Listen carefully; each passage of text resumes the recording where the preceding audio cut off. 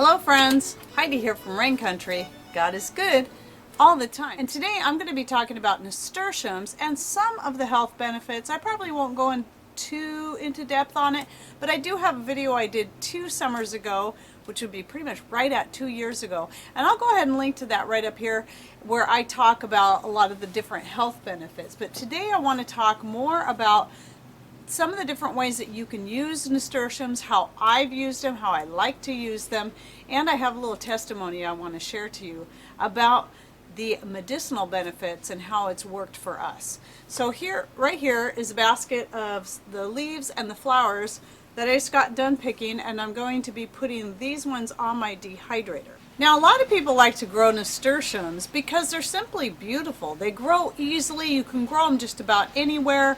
They grow quickly. They give you lots of flowers and bright colors to the garden.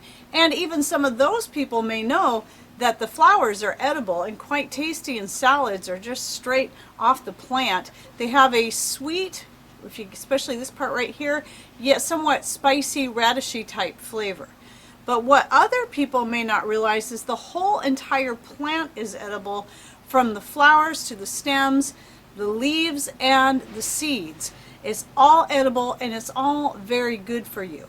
There are high concentrations of vitamin C, in particular in the leaves, in the whole plant, but especially in the leaves, making them really good for helping to boost the immune system and to help fight colds and flus and things like that, and even really good for sore throat and staving off getting ill or preventing a sore throat from turning worse and getting an infection. Now let's talk a little bit about the flowers, just a little bit about some of their benefits. The flowers are also, besides being high in vitamin C, not quite as high as the leaves, but they are still high in vitamin C. They also have vitamins B1, B2, B3, and manganese, iron, phosphorus, and calcium. So lots of good minerals in there, as well as those vitamins. And so there are so many things you can do with the flowers. Now, as I've already stated, they're really good in salads or just to eat right off of the plant. One of the things I like to do with them is if I have leftover, especially like a salmon or a steelhead, I'll take my homemade mayonnaise and some onions, maybe even some pickles, and mix it in there, some olives, and make basically like a salad, like a sandwich spread. And then I like to stuff the flowers, and that makes a real nice a snack or even a lunchtime light lunch. They're really good like that. They're also very good fermented, like you would make kimchi. And I have a video on fermenting nasturtiums I did last year using my fermentation starter. I'll go ahead and link to it right up here. And I just add the same kind of spices and stuff like I would making a kimchi. Now keep in mind that the leaves and the flowers are more delicate than your cabbages that you may typically use for kimchi. But that's why the fermentation starter method is a really good method for doing this rather than going with the salt brine method, because you don't need to brine it. You don't need to break it down. It's going to break down enough on its own. So this is a real good way to do it, using the fermentation starter to get a quicker result and guarantee also that you're going to get a ferment and you're getting this good, healthy, wonderful treat that's really good served over rice. Now, as far as some other things you can use it for as far as health related, I like to add the flowers. I dry them up. I've used them in my homemade shampoo. I have a video on that I'll link to right up here. I tend to like to add them to my soaps quite a bit as well. Now you can take the flowers and make a tea out of them to either drink for the health benefits or to use topically for helping with acne, for using as a toner for your skin, or even to apply to your scalp or use as a hair rinse, because it is really good at helping to promote hair growth and fighting hair loss. Nasturtium the flowers in particular, are really good for that. And so that's why I like to add them to my homemade shampoo. And I have yet to make a vinegar out of them, and that's one of the things I want to do is put them in with some of my other like my calendula, sage, and nasturtium flower, vinegar for using as a hair wash, or even the lavender flowers, because that's going to just really help with hair growth and prevent the hair loss. And so a really good option there. And so that's one of the things I have yet to do, but I plan to do. Now the seeds are, I find, really good. If you tend to like spicy things, you will love the seeds. They are far more hot than the rest of the plant, more spicy, and they have quite a bit of kick to them. But if you like things like maybe a hot mustard, that kind of hot, you will love the seeds. That's the type of hot that they have to them, that type of spice. And they are so good fresh when they're real green. But now they can also make a good replacement for capers. Now I've never pickled capers. I've never pickled the nasturtium seeds. I keep saying I'm going to, and then I forget, and then I just end up letting them just go ahead and go to seed. And you know, that's the other thing too, is they will self-seed readily, and I never need to replant nasturtiums. But anyway, yeah, you can pickle those seeds, and I've even heard, and yet I have yet to try it, that you can dry those seeds or allow them to dry and then grind them up and use them as a pepper replacement, which I think would be really good. I don't think it would taste like black pepper, but I think it would be a good way to add some spice that you can sprinkle onto your foods. Now, one of the things I wanted to talk about specifically were the leaves and their antibiotic properties and how this has helped for us. Now, I read somewhere that eating a leaf an hour when you feel infection coming on will cure it quite quickly. And I know Tommy Alderman from Alderman Farms, when I shared that little bit of information with him, he said that he felt an infection, I think it was a sinus infection, and he did that. He started eating a leaf, going out and eating a leaf every hour, and he said the next day it was gone.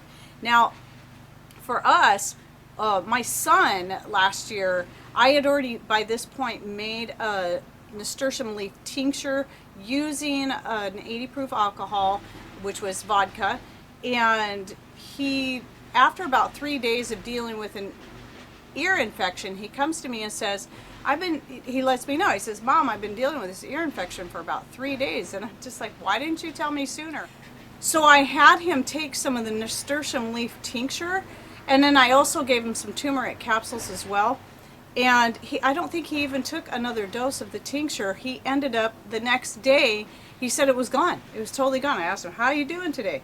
Totally gone. The pain was all gone after 3 days of dealing with it. He takes the tincture, he takes the turmeric capsules, clears it right up.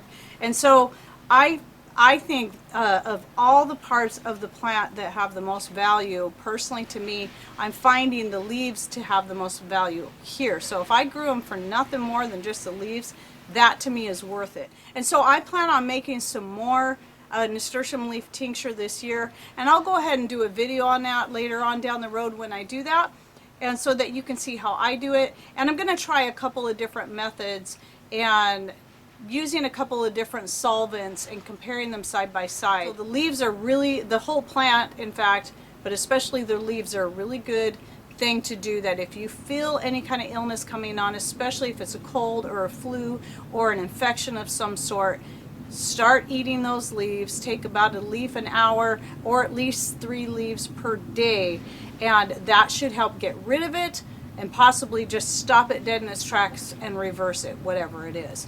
Now, a few precautions that you need to take, and yes, I finally thought to look these up. I'm really terrible at this, people, so keep in mind, I'm not a doctor, I'm not a licensed nutritionist or herbalist or anything like that. I'm just a normal person who's been studying all this kind of stuff on her own and trying these things out as I go. And to be honest, when I first started growing nasturtiums, I did it just for the sake of the fact that I thought they were pretty, and I knew the flowers were edible, and I had tasted one at a friend's, and I'm like, oh, I'm going to grow those. And that's all I knew about them at the time. And then through the years of growing them, I learned more and more along the way. Anyway, back to the precautions. What I did come across on one place is that the nasturtiums, to take it as a, I read that it's not really safe for children. It didn't give a specific age. I found that kind of surprising. Maybe they're talking about in the form of using it as an herbal medication. I can't personally imagine, this is my opinion, people, so don't take this for a fact. Look into it for yourself. I would have a hard time believing that putting the flowers in a salad and having a child eat it is going to be harmful to them. but I would check into it for yourself and see if you can find more information about if they're, how specific that is, if there's a certain age you shouldn't be feeding nasturtiums to kids, and so on. But until you know better, I would I would hold off on giving these to kids until you're more informed on that topic. And also for pregnant women, there has been no studies on that and the safety on that. So more precautions that I would say probably veer away from it while you're pregnant. And then specifically if you are dealing with any kind of stomach or intestinal ulcers or have kidney disease, you should stay away from eating nasturtiums. My guess is with some of that is probably because they are quite spicy, especially the seeds, and so you got to be careful, obviously, if you're having intestinal issues with certain spicy foods, because that can aggravate the problem. Now, one more thing I wanted to talk about is the benefit to your garden. Now, I tend to just let my nasturtiums grow wherever they decide to grow. I just let them be.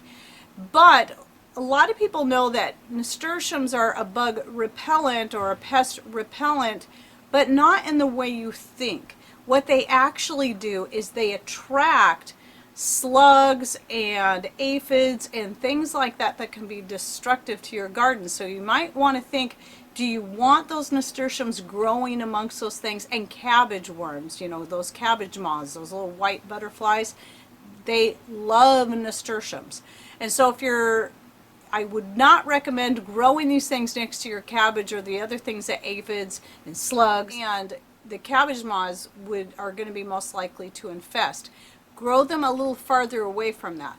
Here's how it works, is you want to attract them to the nasturtiums and away from your other things. So instead of planting them right next to it, plant them a little bit farther away. A lot of people like to, because of what they know about nasturtiums, they will plant them on the peripheral of their garden so that those bugs and stuff will stay on the outside instead of going into the garden and destroying their crops. Now, like I said, I just let them grow wherever they come up, and if they do well, great. If they don't, great. And they seem to work pretty good for me that way. And yes, I do find slug slime on a lot of them, but because nasturtiums are just grow so prolifically, you will should have plenty. Even if the other bugs get to them, you should still have plenty for yourself. And that just is another reason why they're just so great. One more thing I wanted to add is that nasturtiums don't typically like really rich soil. But they're also, this is an interesting thing, they can also be, wherever they grow, can be an indicator of your soil. So when they grow in very rich soil, they'll hardly get any flowers on them, but they'll tend to get really big leaves, even as big as this, if the soil's rich. So let's say you have a really good rich soil that you're growing your zucchini and your other squash in, and you plant some nasturtiums in there, you'll get some really big leaves. So even though I've read that nasturtiums don't like rich soil, well, I see that they do. They just don't produce as many flowers. So if you're wanting them for the sake of the leaves, grow them in rich soil. If the leaves are smaller and lighter in color, but they have just a plethora of flowers, that will tell you that you have a less rich soil, and if that's what you're wanting, that's a good place to grow them. And you can grow nasturtium in pots. A lot of people will do that, and I've done that before. And what will typically happen, they usually love it, at least right off the bat, and they will get tons of flowers when you grow them in pots. I know they have for me whenever I've grown them in a hanging pot, or the pot over here where I grow some of my beans and different things up here on the deck, and they will produce tons of flowers. However, they tend to not have as long of a life when they're in pots. So you just got to kind of figure, what do you want? What are you looking for? Are you wanting something that's going to keep giving you leaves and flowers throughout the season? Do you want lots of leaves? Do you want lots of flowers? Me, I just plant them wherever, and I'll have ones that will give me tons and tons of flowers, like the ones that are in more depleted soil, and the ones that will give me more leaves, like the ones that are growing in the rich soil. And so I get the benefit of both by doing that. And I didn't plant any in pots this year, but I plan to do it again next year, because it is really pretty the way they can kind of drape over the side of the pots and just give lots of flowers and add lots of color, especially up here on the deck. So there we have it. There's a little bit of information on nasturtiums and how we use them, and hopefully this will give you some ideas of how or where you might want to grow your nasturtiums and why. So I hope you enjoyed this video and that you learned something new. Thanks for watching. Take care and God bless.